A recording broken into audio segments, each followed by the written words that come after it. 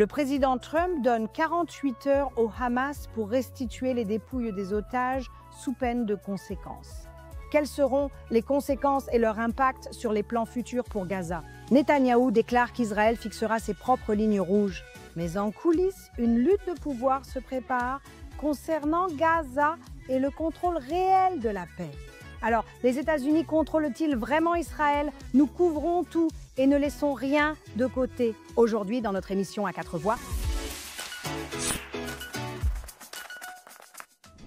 Bienvenue dans l'émission à 4 voix. Cette semaine, Émilie et Shoshana sont en déplacement. Mais je suis ici avec des co-animatrices invitées très enthousiasmantes qui reviennent, ainsi qu'une nouvelle. Ruthie Bloom, rédactrice principale chez Jewish News Syndicate et co-animatrice de sa propre émission Israël, un diplomatique.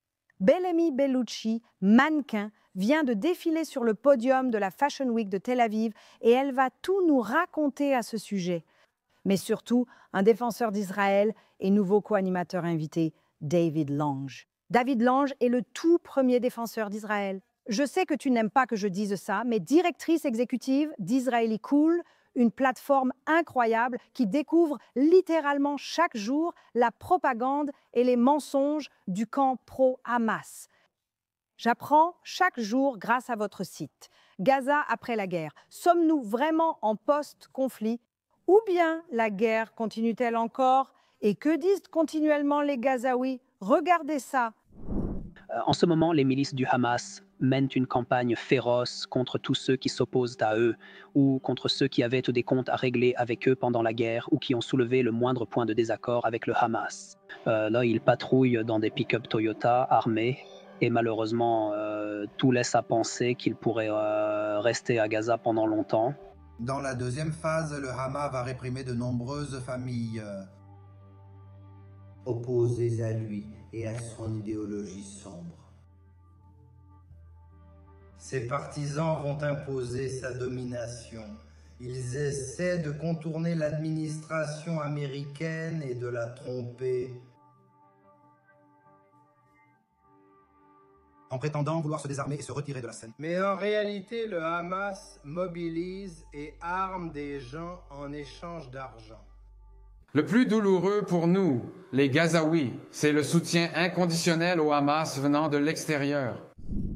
Eh bien, l'ultimatum de 48 heures du président Donald Trump pour ramener tous les otages morts qui faisaient partie de l'accord et qui étaient censés être ici dans les 72 premières heures de cet accord.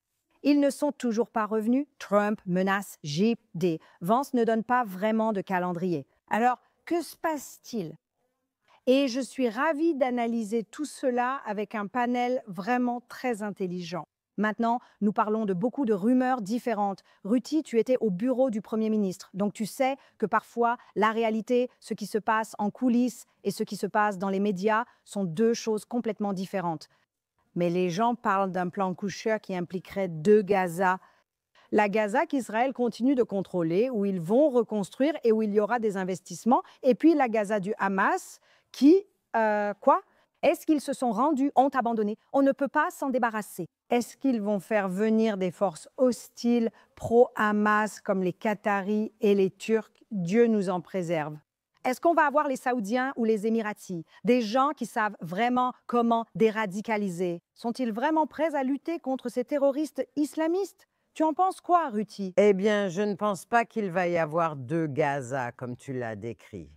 En fait, l'une des idées évoquées est que, en attendant, tant que le Hamas est encore armé et continue de circuler dans les rues de Gaza, il s'agirait de le confiner dans sa propre zone. Faire sortir à nouveau tous les civils, comme nous l'avons fait tout au long de la guerre, pour les mettre à l'abri afin de faciliter le regroupement du Hamas en un seul endroit central pour pouvoir les désarmer, etc. Je ne pense pas que ce soit très réaliste, mais aussi gardez à l'esprit, vous avez mentionné Kushner. Il y a aussi la vice-présidente Jeeperdey Vance. Mais, vous savez, ils disent aussi les choses différemment de la façon dont Trump le dit. Trump dit qu'ils doivent le faire, que le Hamas doit se désarmer complètement et être complètement anéanti, et qu'il sera juste avec le Hamas si celui-ci se conforme. Je suppose que ça veut dire laisser vivre. Laisser vivre et s'échapper. Oui, exactement. Mais quand tu demandes « sommes-nous encore en guerre ou en après-guerre ?» Eh bien, d'une certaine manière, Israël est toujours en période d'après-guerre ou de pré-guerre depuis sa création. Oui, c'est malheureusement une période d'après-guerre, dans le sens où je vois vraiment Netanyahou jouer sur le long terme ici. Et même si Trump a accompli des miracles, il ne comprend pas vraiment le Moyen-Orient, mais Netanyahou, oui, et c'est pourquoi je pense que ses détracteurs à droite en Israël le sont. Je ne lui accorde pas le bénéfice du doute, comme s'il capitulait totalement. Oh, ils font toujours ça, c'est vrai, ils font ça. Je ne pense pas que ce soit le cas. Je pense qu'il joue sur le long terme et qu'il garde l'objectif en vue. Et cela a à voir avec le Grand Moyen-Orient et les liens avec les alliés arabes, si on veut les appeler ainsi. Ou un accord régional après la guerre. Exactement. L'une des accusations qui circulent actuellement en Israël est « Oh, Israël est en train de devenir un État vassal des États-Unis. Ils ont mis en place un commandement central au sud. Penses-tu que cette critique est justifiée? Parce qu'on a l'impression de ne pas pouvoir bouger sans l'accord de l'Amérique. » Je pense qu'en ce moment, c'est tout à fait juste de le dire parce qu'il n'y a pas assez d'informations qui sont diffusées non plus. Tout ça, c'est un jeu. Comme tu viens de le dire, en ce moment, Trump veut une chose et puis les Kushner disent autre chose.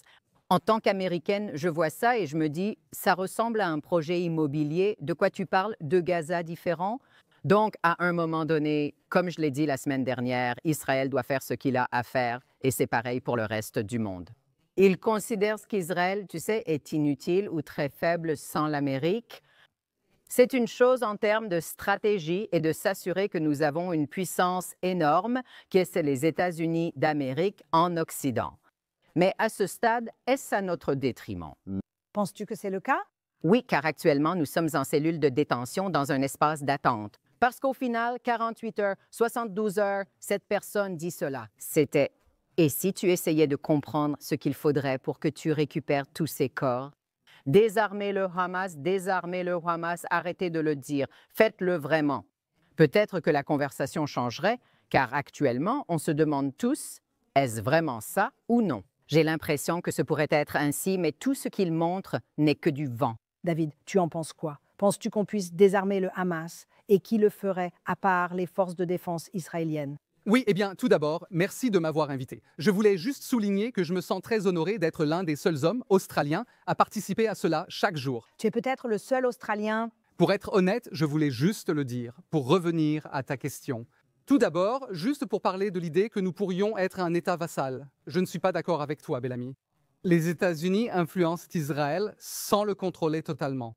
Tout au long de l'histoire américano-israélienne, les États-Unis ont toujours exploité leur aide envers nous grâce au pouvoir de veto à l'Organisation des Nations Unies pour, en gros, tu sais, pas forcément imposer leur volonté, mais tu sais, pour un peu fixer l'agenda et regarder le tableau macro du Moyen-Orient. Israël, nous devons avant tout penser à notre sécurité.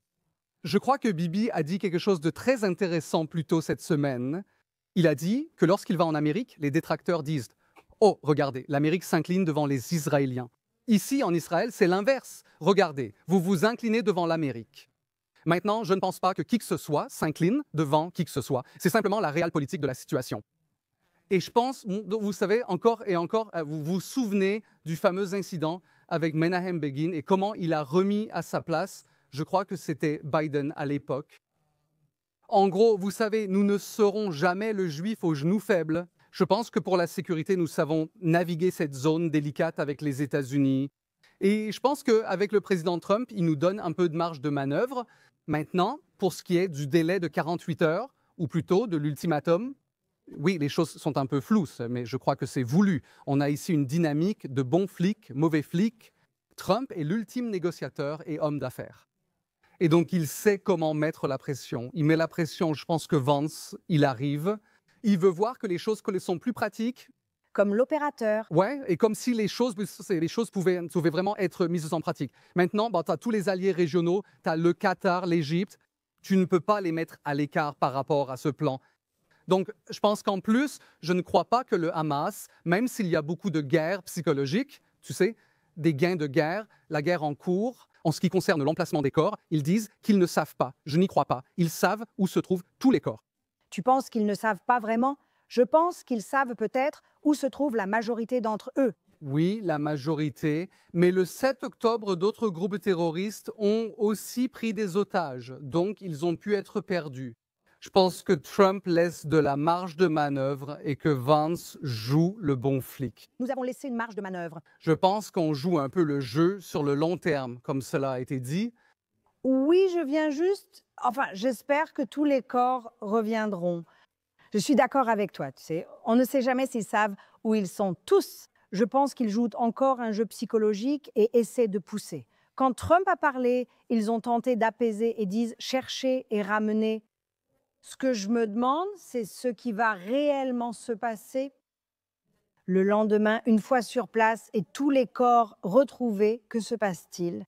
D'accord. Eh bien, c'est un excellent point parce que la première phase de ce plan en 20 points, le plan de Trump, c'est le retour de tous les otages, y compris les corps. Et puis, pourquoi le Hamas fait-il traîner les choses? N'est-ce pas? Et il a arrêté de traîner. Nous avons récupéré quelques corps de plus quand Israël a attaqué de nouveau. C'est ça? Et puis, ils ont dit, d'accord, ce ne sont pas seulement les menaces de Trump, donc pour l'instant, voici l'Israélien.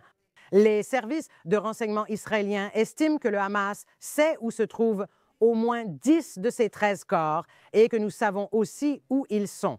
Et donc, c'est pour ça que je ne comprends pas pourquoi on n'y va pas simplement pour les récupérer. D'accord, mais l'Égypte, nous avons permis à l'Égypte d'entrer avec de grosses pelleteuses, y compris au-delà de la ligne jaune. Ce que nous appelons la ligne jaune, c'est la protection d'Israël. Donc, c'est étrange pour moi, mais j'ai confiance dans les renseignements israéliens qui disent qu'en fait, le Hamas est au courant. Donc, quoi qu'il se passe ici, nous savons que le Hamas fait traîner les choses parce que la deuxième phase consiste à désarmer le Hamas. Exactement. Donc, oui, les gens pensent que c'est nous qui ne voulons pas passer à la deuxième étape à cause du joli périmètre que nous avons actuellement, qui représente 53% de Gaza. Mais en réalité, tu as raison, Ruthie, la prochaine étape, tu sais, je ne pense pas que quelqu'un y ait pensé de cette façon, mais bien vu. La prochaine étape, c'est qu'ils se désarment. Ils ne veulent pas en arriver là, alors ils vont libérer les otages au compte-gouttes. L'autre point, c'est que les informations sur les otages dans notre périmètre impliquent que nous fouillons aussi pour les retrouver. Nous avons aussi envoyé des excavatrices pour essayer de voir si les renseignements que nous avons sur les corps que nous avons à l'intérieur de notre ligne jaune sont quelque chose que nous pouvons récupérer.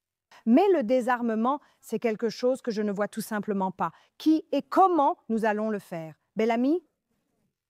Plus on leur donne de temps, plus ils sont littéralement en train de se réarmer. Ils font entrer plus de monde, ils deviennent plus forts. Plus ça dure, plus ils se renforcent.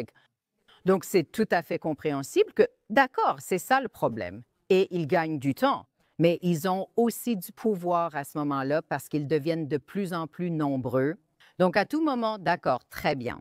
Nous savons où sont ou avons trouvé les corps. Que fait-on ensuite? En d'autres termes, ils jouent avec le temps. Ils jouent avec la chronologie. Nous leur offrons littéralement tout sur un plateau d'argent. Mais qu'est-ce qu'on va faire d'autre? Il n'y a rien à faire parce qu'au final, Israël se retrouve toujours à l'écart pendant que le reste du monde continue comme si de rien n'était. Non, c'est faux, c'est faux, c'est faux.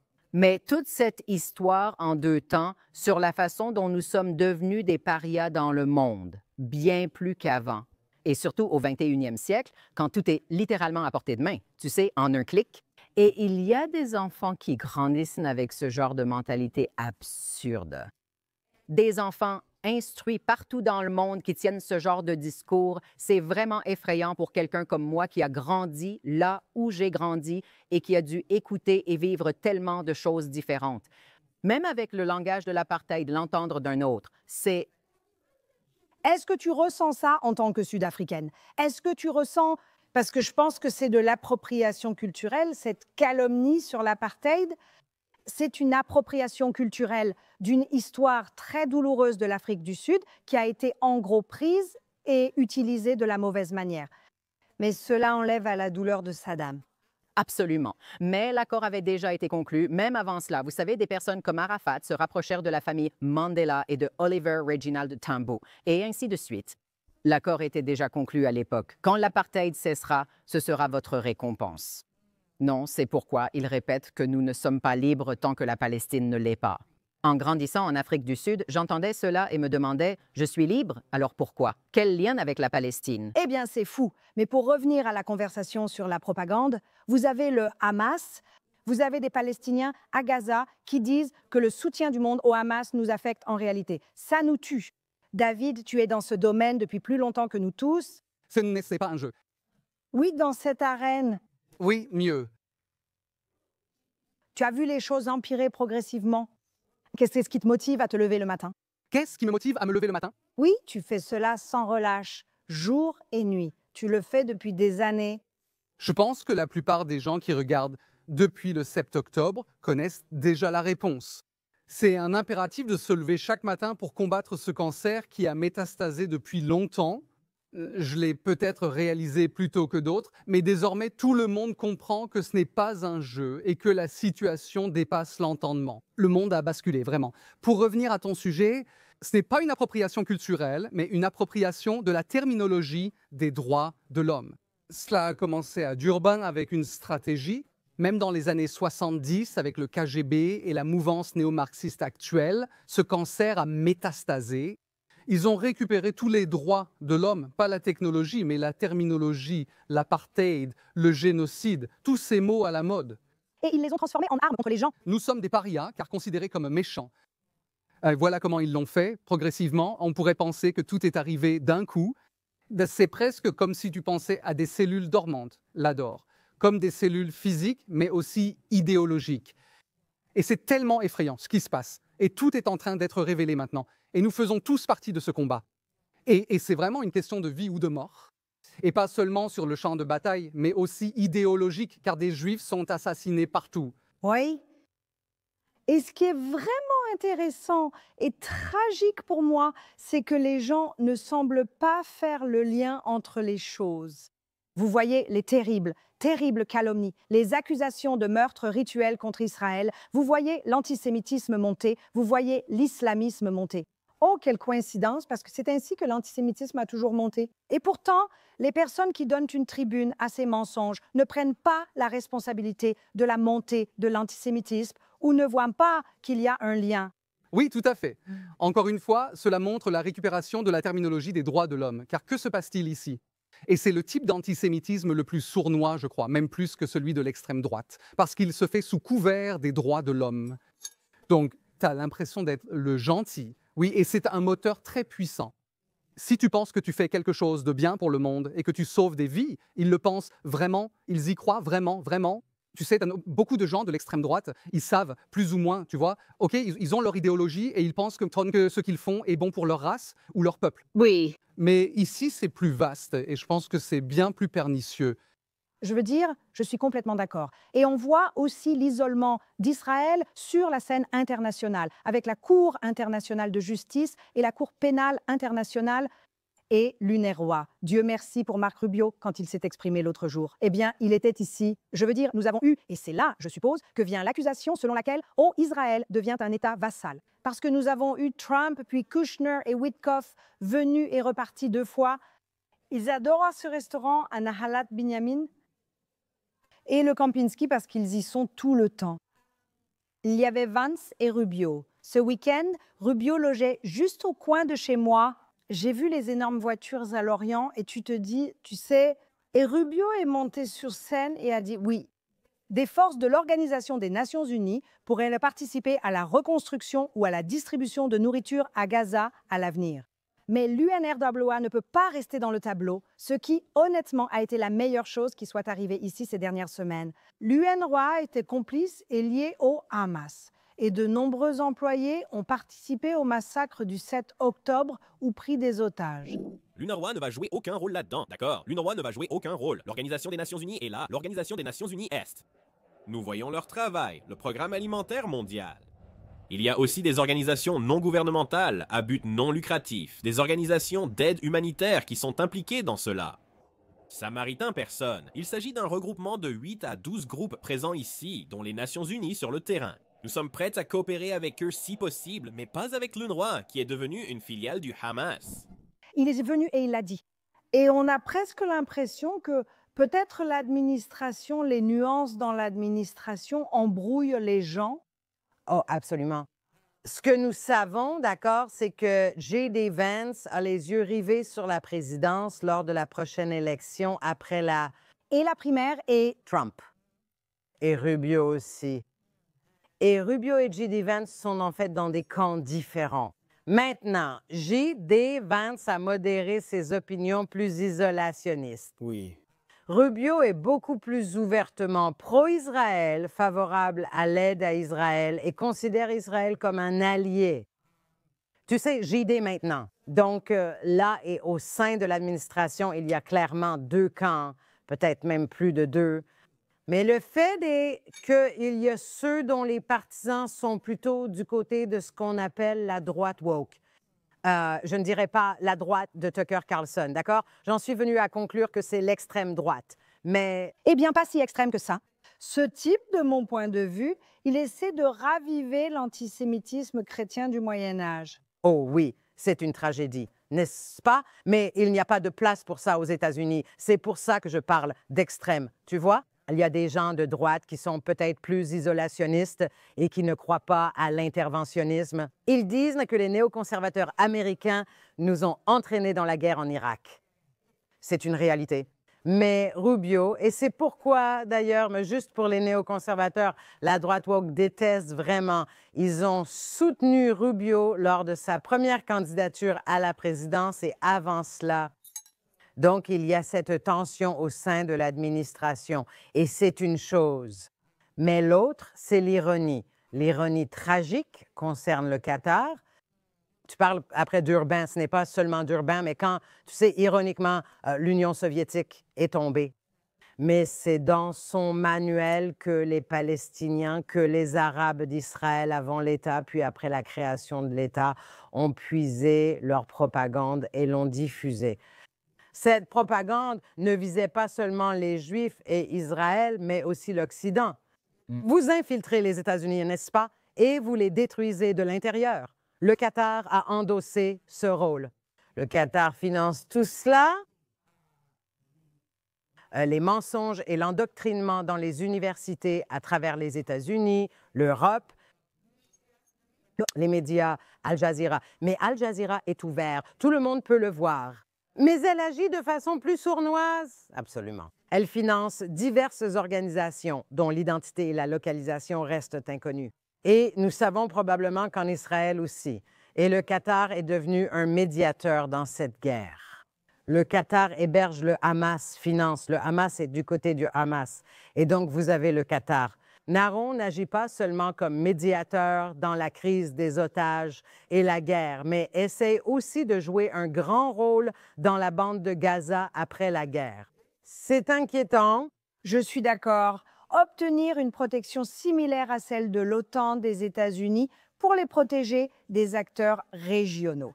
Pour moi, cela contredit l'idée d'intégrer l'Arabie saoudite. L'Arabie saoudite et le Qatar ne s'entendent pas, ayant des positions opposées, et le Qatar inquiète beaucoup. Et tu sais, Bellamy, tu as vécu dans ce que j'appellerais la communauté créative de New York pendant de nombreuses années en tant que danseuse. Tu as vu cela s'immiscer dans tes propres espaces, n'est-ce pas? Oui, j'ai commencé à le voir s'immiscer dans mon propre espace. Et la chose la plus terrifiante à propos de cela, c'était d'y aller. Mais je pensais que l'art était censé être apolitique. Donc, si tu regardes ça comme à l'époque, où c'était une artiste est là pour te faire réfléchir, d'accord, c'est une chose de te faire réfléchir. On va pousser une idée, mais tu ne fais pas partie de cette idée. Tu lances une conversation.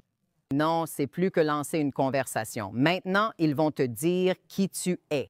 Et en tant qu'artiste, tu es censé être de gauche, tu es censé faire ceci, tu es censé croire en cela. Je n'ai jamais été cette personne. J'ai passé un très bon moment, je peux imaginer. Mais aussi, ce qu'ils ne comprennent pas, c'est que tout cela est très délibérément sponsorisé par un pays islamiste qui est contre chacune de ses valeurs libérales, qu'ils pensent défendre. Chaque jour, tu te réveilles et tu vis dans le mensonge parce qu'on te fait croire à quelque chose qui n'est pas réel. Donc ça, c'est une chose. Alors quand quelqu'un me dit « Israël n'est pas réel » ou « Israël, je suis là », OK, du calme, mon gars. Oui, parce que tu ne serais même pas capable de raconter l'histoire de Samson et Dalila ou autre chose. Ton travail, c'était juste rester debout à un coin, poser ton pied ici et faire coucou. Si tu n'es même pas capable de faire le strict minimum, je ne comprends pas ce que tu essaies de faire. Avoir une conversation sur un plan intellectuel. Puis ils pensent tous qu'ils sont des experts maintenant. Les humoristes sont des experts en géopolitique. Maintenant, chacun est expert car tous ont été renforcés ainsi. Parce que toutes ces cellules dormantes ont soudainement été activées et surtout après le 7 octobre. Oui, les Juifs se sont davantage mobilisés parce qu'ils se sont dit « Wow, j'étais peut-être juste juive ou peut-être juste quelqu'un qui allume des bougies chaque soir. » Et vous avez vu cette montée de fierté qui s'est produite au sein de la communauté juive. Et puis, il y a les Juifs qui sont dans les milieux créatifs et qui ont des plateformes qu'elles utilisent contre leur propre peuple, sans comprendre qu'elles font toujours partie du même groupe contre lequel on viendra quand le moment sera venu. Les Juifs pour MDANI, les poules pour la conspiration KFC. David, tu as vu ça? Tu as vu une montée complète de guerrières dans ton espace, contre et pour. Comment vois-tu cela maintenant? Comment vois-tu notre avenir? Disons que nous sommes en période d'après-guerre. Qu'est-ce qu'Israël doit faire maintenant pour vraiment prendre au sérieux la lutte contre la délégitimation d'Israël, pour riposter? Eh bien, si tu parles principalement en ligne, oui. Mais Badami parle aussi des espaces créatifs qu'ils ont envahis. Oui, donc encore une fois, je ne pense pas que ce soit le combat d'Israël, je pense que c'est le combat des Juifs.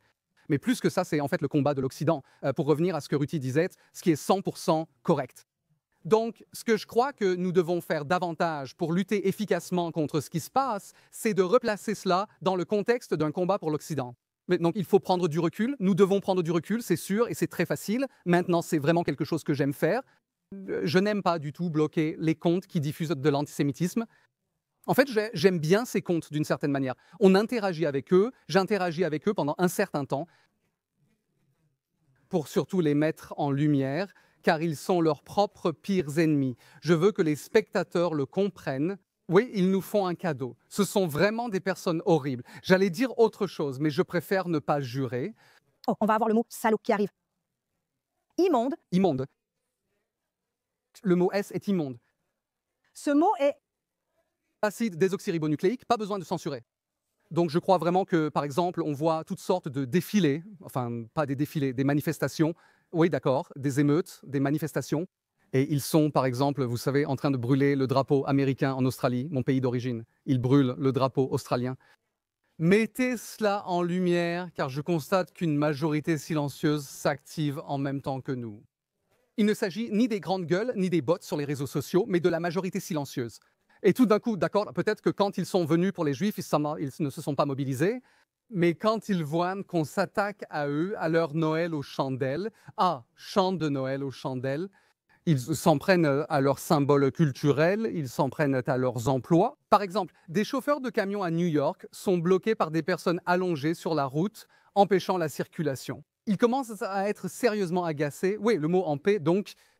Je pense que, écoutez, je le crois aussi, mais parfois je me demande si je ne me fais pas des illusions en pensant que les gens commencent à se réveiller. La semaine dernière, Émilie et moi avons interviewé Tommy Robinson ici. Il dit « Je réveille les gens ».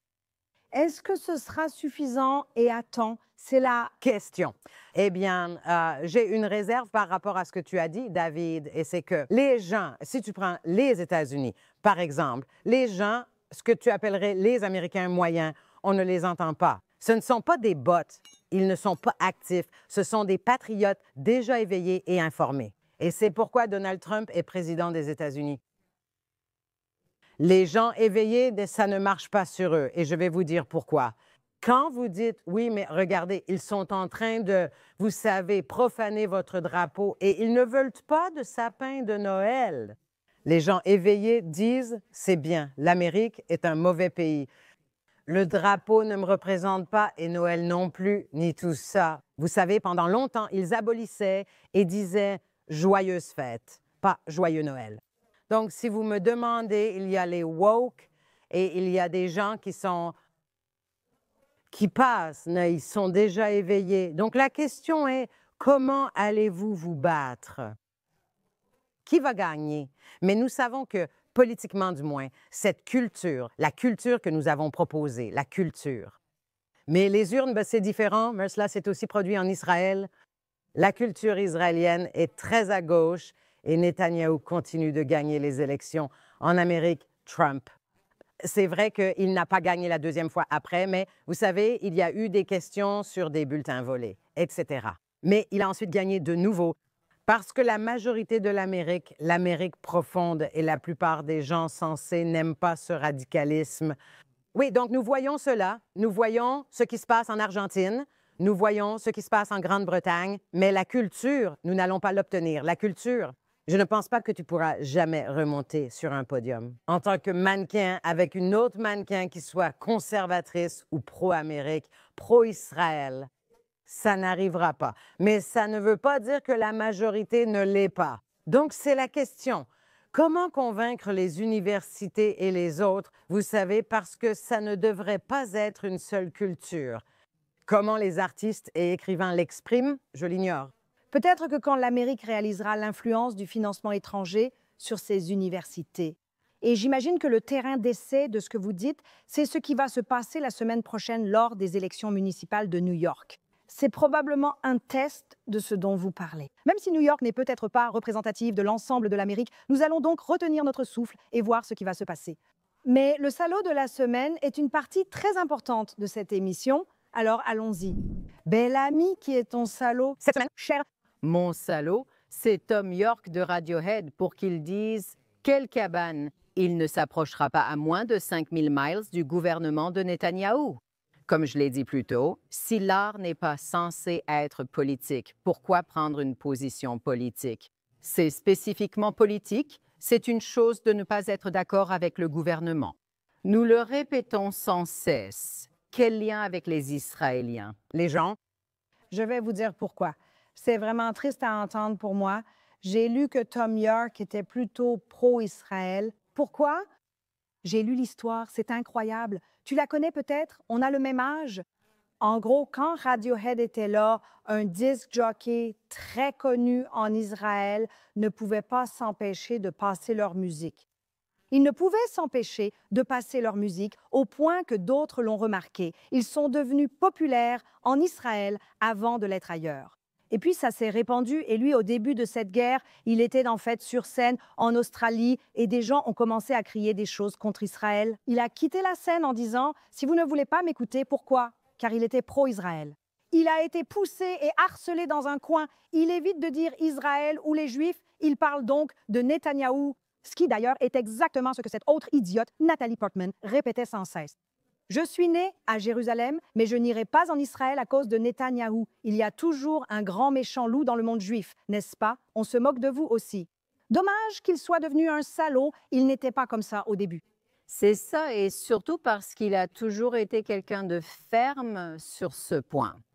Et connaissant l'histoire que Radiohead a avec Israël et ce que le peuple israélien a fait pour leur carrière, oui, c'est ça le plus douloureux. C'est tellement, comme tu l'étais. Perdre Tout le monde. Mais aussi, ne dis rien du tout. Oui, ne... Tais-toi. Vous n'êtes pas des politiciens. Vous n'êtes pas des personnalités politiques publiques. Vous pouvez simplement rester chez vous et faire ce que vous faites. D'accord? C'est radical. C'est dommage. Pour moi, c'est un salaud. Ce qui est douloureux, mais bien joué de l'avoir remarqué. R-U-T-H-I-E. D'accord, mon salaud de la semaine, mais je pourrais aussi l'utiliser comme mon salaud de l'année ou de la décennie. La décennie Est. Le président Erdogan de Turquie, et il essaie désespérément d'avoir un rôle dans la bande de Gaza après la guerre parce qu'il veut prendre le contrôle de Gaza. Il veut envahir Israël et contrôler le Moyen-Orient et la Syrie. Comme vous le savez, il se voit comme le nouvel empire ottoman. Normalement, ça ne nous dérangerait pas. Le problème, c'est deux choses. Premièrement, l'OTAN. Ensuite, le président Trump agit comme s'il était un gars formidable. Soyons honnêtes, Trump dit souvent ça de beaucoup de gens. Beaucoup de choses sur l'allocation. Il dit que c'est un type génial et ce meurtre. Donc, cela ne veut rien dire. Par contre, la Turquie est très présente dans toutes ces discussions. Oui, d'accord. Maintenant, il est ouvertement antisémite. Il a dit qu'Israël est un État terroriste. Il a soutenu le Hamas, il a hébergé le Hamas, il a envoyé. Il était responsable de la flottille en 2010, le Mavi Marmara.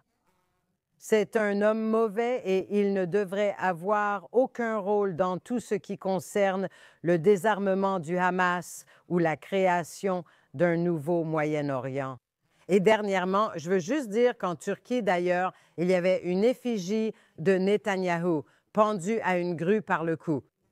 Voici ce qu'est devenu la Turquie. Quelle honte avant Erdogan. Oui, nous étions vraiment de bons amis avec Jersey et les Israéliens affluaient en Turquie pour les vacances. Erdogan était mon salaud, c'est tout. Je suis d'accord. Toi, c'est un salaud perpétuel. Et ce type aussi, ce qui est très effrayant, est devenu très influent en Syrie. Et c'est très problématique. Donc, absolument, je suis complètement d'accord avec ton salaud, David, ton premier salaud de la semaine, même si tu les signales depuis longtemps. Oui, tu sais, je n'ai rien contre le fait de nommer les salauds de la semaine, du jour ou de la minute. Oui, mais celui-là fait vraiment, vraiment mal. Mon salaud de la semaine est l'une des légendes de la comédie de tous les temps. Monsieur John Cleese. Oh, je sais, oui, et ça me fait même mal de le dire. Et il a déjà été ici? Souvent, oui, il a déjà été ici. Maintenant, je n'arrivais pas à y croire, mais tu sais, je l'ai vu sur X et tout à coup, il a disparu. Non seulement anti-Israël, mais aussi antisémite. Il a dépassé la limite. Que veux-je dire? D'abord, il a repartagé Roger Waters. Tout est dit. Si tu repartages Roger Waters, tu manques de neurones. Ivre. Une armée antisémite? Oui, mais il est allé encore plus loin. J'ai vu qu'il avait retweeté un groupe antisioniste qui disait quelque chose comme « Les sionistes ne peuvent pas être juifs. Nous sommes pires qu'Aman et les nazis. » Donc, tu connais l'ancienne définition de travail de l'IHAR sur l'antisémitisme, la contravention? Il a qualifié Israël de pays maléfique, ou plutôt il a relayé un tweet qui qualifiait Israël de pays maléfique. C'est incroyable. Et je n'arrivais tout simplement pas à y croire. J'ai vérifié 2 fois que c'était le compte officiel de John Cleese et confirmé avec TrackGPT pour être sûr. Il compte 52 millions d'abonnés. Donc, et comme tu l'as justement dit, tu sais, il est déjà allé en Israël. Il était ici en 2019, il a tourné une publicité en 2012. Je crois que c'était pour une pâte à tartiner au chocolat. Et je ne sais pas si c'est de l'ironie. J'utilise toujours mal le mot ironie, mais peut-être ironiquement. Il jouait le rôle d'un général américain qui était les Israéliens dans la publicité. Demandaient la permission de frapper l'Iran. Oh mon Dieu! Wow! Tu sais, il semble aussi hypocrite. Il soutient l'Ukraine, est très anti-russe et anti-Trump. Peut-être qu'une part vient de la vieillesse, une autre du syndrome d'aliénation contre Trump, mais c'est extrêmement, extrêmement décevant et très, très étrange. Oh, une autre chose. Quand il était ici en 2019, il a dit à la foule qu'il avait 2 petits-enfants juifs parce qu'un de ses enfants avait épousé un juif. Donc tout indique qu'il est pro-Israël. Il a aussi déjà ri à une blague anti-Hamas, mais voici la chute de cette très mauvaise blague. Il a quelques spectacles, sans blague, j'ai vérifié. Il y a encore des spectacles ici en Israël fin novembre, début décembre, qui avaient été reportés depuis juin et ils sont toujours maintenus. Cela arrive toujours dans ce pays maléfique. Vraiment? Oui, vérifie toi-même. Je veux dire, j'ai vu ça et c'est vraiment décourageant. J'étais une grande fan, tu sais, de Monty Python et tout ça. Le même âge et tout, mais... Même âge. Mais le plus drôle, c'est Tal Hartou. Il a mis un truc. Je me souviens quand Israël était normal. Elle s'est retirée en disant « Je me souviens quand tu étais drôle ». Bien joué. Traitement automatique du langage. Oui, douloureusement. Voyons s'il vient. Peu ou se montre. Tu irais? C'est drôle. Mon mari et moi avions des billets pour 2019, mais on a oublié. On était vraiment embêtés. C'est peut-être pour ça que tu es devenu anti. Peut-être, car je n'étais pas dans le public pour lui transmettre mes ondes. Oui, c'est douloureux. Je pense qu'on a eu quelques ex-amis qui sont de vrais salauds cette semaine. Mon salaud est un peu plus politique. L'Espagne, malheureusement, a été un repère d'antisémitisme ces dernières années. Et malheureusement, le comité juif américain agit cette semaine comme un outil pour légitimer un gouvernement qui propage l'antisémitisme. Le 24 octobre, des dirigeants juifs d'Amérique latine ont participé à un forum à Madrid organisé par le comité juif américain et la Fédération espagnole des communautés juives. Aucun de mes amis espagnols n'appartient à ces fédérations. Casa América dépend du ministère espagnol des Affaires étrangères. Selon certaines sources, cet événement n'aurait eu de sens que s'il avait dénoncé l'antisémitisme croissant en Espagne. Il a préféré publier une déclaration générale ignorant la réalité alarmante du pays. Selon divers témoignages et observations, l'Espagne est aujourd'hui l'un des environnements européens les plus hostiles pour les Juifs. La haine, l'incitation et la violence se sont accrues et banalisées par la classe politique. Pedro Sánchez. Le gouvernement Sánchez a accusé Israël de génocide, promu le boycott de ses produits et institutions académiques, entravé ses exportations et menacé sa participation à des événements comme la Vuelta et l'Eurovision. Et maintenant, il parle carrément de geler les comptes bancaires des Israéliens. Ils ont justifié que leur ministre justifie les atrocités du Hamas. Et ils ont même évoqué l'acquisition d'armes nucléaires pour défendre les Palestiniens contre l'agression israélienne. Et pourtant, l'American Jewish Committee s'est assis aux côtés de ce gouvernement, légitimant son image et a ignoré son rôle actif dans l'alimentation de l'antisémitisme. Le plan national contre l'antisémitisme lancé n'est pas une initiative espagnole, mais une exigence cosmétique de l'Union européenne. La définition de l'impôt sur le revenu des personnes physiques est appliquée de manière sélective, tandis que les dirigeants espagnols l'ont violée à plusieurs reprises. Et l'American Jewish Committee ainsi que la Fédération des communautés espagnoles ont essentiellement blanchi tout cela. Et donc, pour toutes ces raisons, ils voulaient faire une séance photo, mais la séance photo a blanchi la situation. Et ils ont sacrifié la communauté juive qui souffre en Espagne. Vous êtes tous mes salauds de la semaine. J'ai beaucoup parlé de l'Espagne, il fallait que je le dise. Voir des communautés et organisations juives accepter cela est extrêmement triste. On aime finir sur une note positive, avec toujours des héros face à tant de salauds. David, qui est ton héros cette fois? Semaine, c'est bien plus amusant que le salaud, bien sûr. Donc, mon héros de la semaine est un acteur qui s'appelle Jerry O'Connell. Il passe parfois inaperçu. Il était le gamin rond dans Stand By Me, l'un des plus grands films de tous les temps. Et il a maigri. Tu prévois tout ce que je vais dire. J'allais dire qu'il était même plus musclé que moi, mais ce n'est pas pour cela qu'il est le héros de la semaine, même si c'est inspirant. Il est le héros de la semaine parce qu'il a toujours soutenu le peuple juif et l'État juif. Et sans tout le tapage, vous savez, il y a certaines célébrités qui font plus de bruit et tout le monde les invite au gala, ce genre de choses. Et ne vous méprenez pas, j'aime aussi ces gens-là, j'apprécie toute aide. Mais Jerry O'Connell poursuit simplement sa vie. Chaque pétition qui sort, il la signe. Vous savez que ce soit contre le boycott hollywoodien des films judéo-israéliens ou contre l'antisémitisme, Jerry O'Connell, il signe toujours ses pétitions. Si vous regardez son Instagram, il publie constamment des messages pour la libération des otages. Vous savez, encore une fois, très discrètement. Mais il va au-delà de ça. Parce que, par exemple, il a publié des selfies, par exemple, avec de jeunes juifs religieux, Shabbat Shalom, comme un ami. Dans l'une de ses publications récentes, il a dit « Le meilleur pour la FEL en Californie ou à Los Angeles, je crois Hollywood pour la FEL ». Tu vois un gars avec une kippa, clairement le propriétaire. Ce n'est pas juste une photo pour se donner bonne conscience. Tu vois ce qui se passe ici. Tu vois que c'est un vrai soutien parce que beaucoup d'entreprises sont boycottées. Jerry O'Connell a donc décidé d'utiliser. Il compte plus de 500, voire 60 000 abonnés sur Instagram et utilise son influence pour de bonnes causes. Et je l'ai mentionné cette semaine. D'abord, parce qu'il reste discret et je veux m'assurer qu'il reçoive ce qu'il mérite. La communauté créative pour la paix lui a aussi attribué un titre d'ambassadeur de la paix. Je pense que c'était la semaine dernière. Il a donc été reconnu. Mais je veux utiliser l'incroyable large audience du Quad pour promouvoir encore plus l'idée que Jerry O'Connell, tu es une star. Si tu viens en Israël, je voudrais t'emmener goûter le meilleur falafel. D'accord, on vient tous avec toi. Absolument. Je suis d'accord.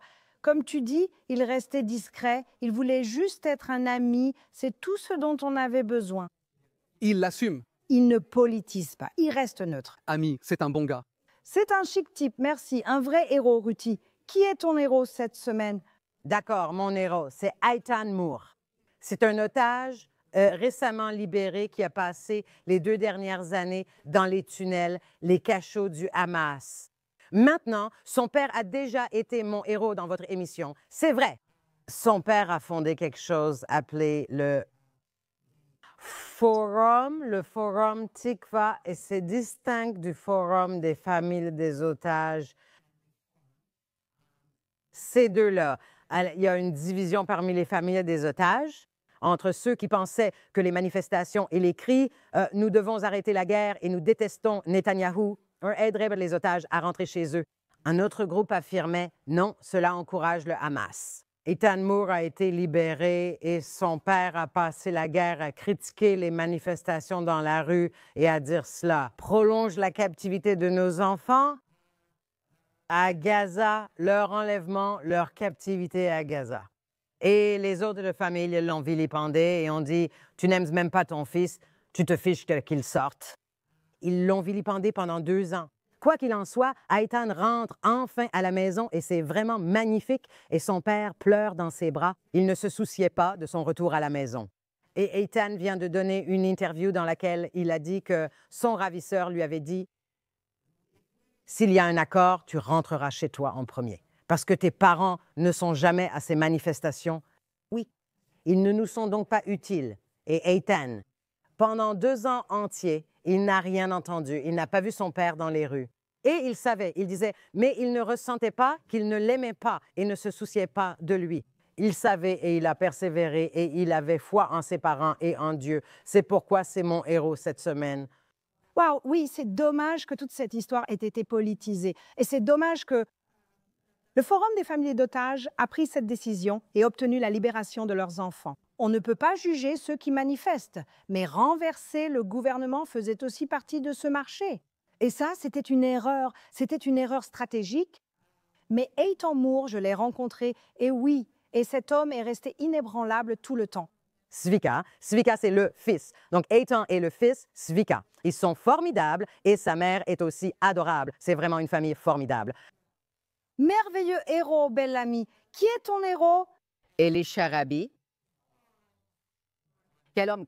Je l'ai rencontré hier très brièvement dans les coulisses de la galerie de la Semaine de la mode de Tel Aviv. Il défilait aussi sur le podium.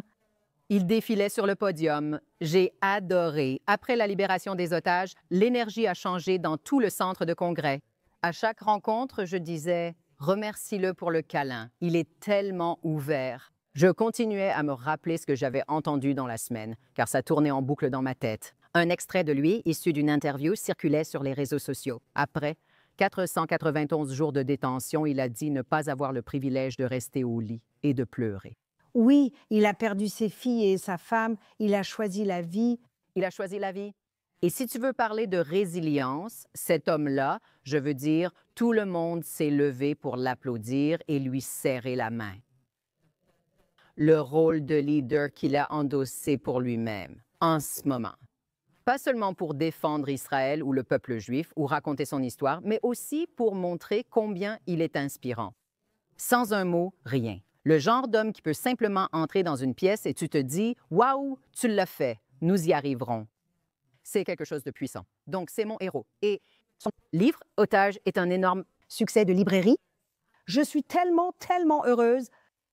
C'est vraiment merveilleux. Ma sœur est en train de le lire. Je veux le lire, dit-elle. Elle dit qu'elle ne peut pas le lâcher. Et son histoire de captivité est aussi inspirante par la façon dont il a en quelque sorte guidé ces jeunes captifs. Je suis tellement heureuse que tu aies pu défiler avec lui sur le podium. C'était vraiment quelque chose. J'étais comme dans mon propre petit monde. Tout le monde courait partout avec ses équipes et tout le reste. Et moi, j'étais juste là à me dire « Bon, ça fait beaucoup. Eh bien… » Tout d'abord, bravo à la mode de Tel Aviv.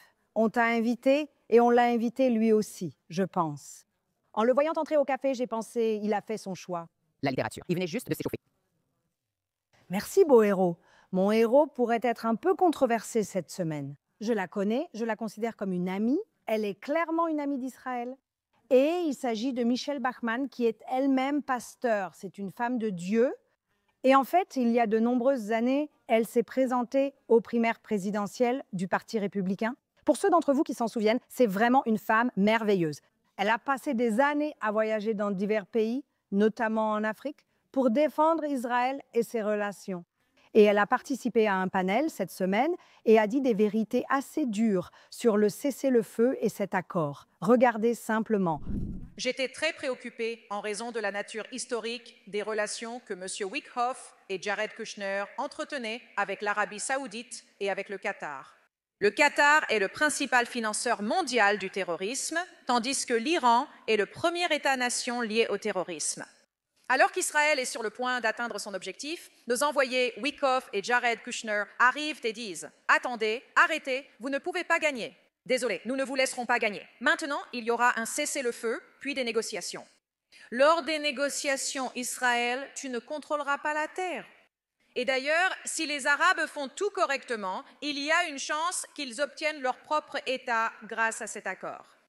La Judée, la Samarie et peut-être Gaza pour leur pays. C'est vraiment choquant.